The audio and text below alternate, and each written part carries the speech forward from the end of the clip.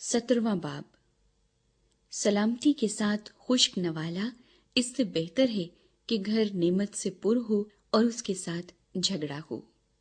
عقل مند نوکر اس بیٹے پر جو رسوا کرتا ہے حکمران ہوگا اور بھائیوں میں شامل ہو کر میراث کا حصہ لے گا۔ چاندی کے لیے کٹھالی ہے اور سونے کے لیے بھٹی، پر دلوں کو خداوند پرکھتا ہے۔ بد کردار جھوٹے لبوں کی سنتا ہے اور دروغ کو مفسد زبان کا شنوا ہوتا ہے۔ مسکین پر ہنسنے والا اس کے خالق کی اہانت کرتا ہے، اور جو اوروں کی مصیبت سے خوش ہوتا ہے بے سزا نہ چھوٹے گا۔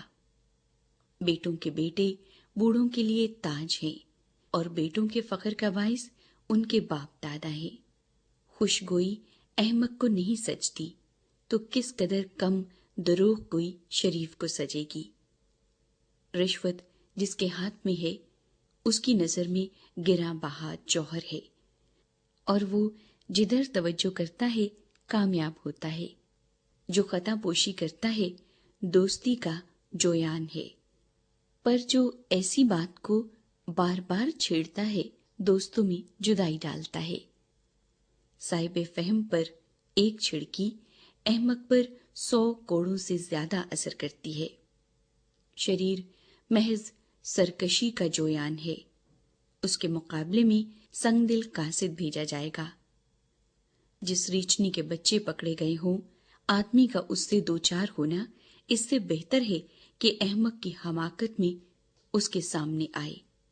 جو نیکی کے بدلے میں بدی کرتا ہے اس کے گھر سے بدی ہرگز جدا نہ ہوگی۔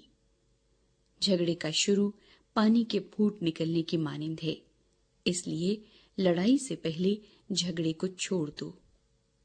جو شریر کو صادق اور جو صادق کو شریر ٹھہراتا ہے خداوند کو ان دونوں سے نفرت ہے۔ حکمت خریدنے کو احمق کے ہاتھ میں قیمت سے کیا فائدہ ہے، حالانکہ اس کا دل اس کی طرف نہیں۔ دوست ہر وقت محبت دکھاتا ہے، اور بھائی مصیبت کے دن کے لیے پیدا ہوا ہے۔ بے عقل آدمی ہاتھ پر ہاتھ مارتا ہے اور اپنے ہمسائے کے روبرو ضامن ہوتا ہے۔ فساد پسند خطا پسند ہے، اور اپنے دروازے کو بلند کرنے والا ہلاکت کا طالب۔ کج دلا بھلائی کو نہ دیکھے گا، اور جس کی زبان کج گو ہے مصیبت میں پڑے گا۔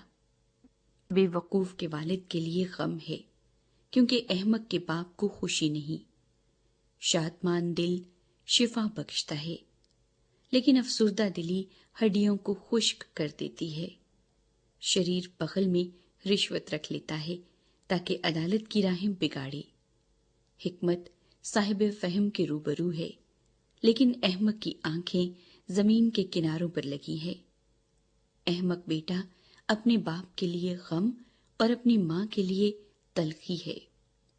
صادق کو سزا دینا اور شریفوں کو ان کی راستی کے سبب سے مارنا خوب نہیں۔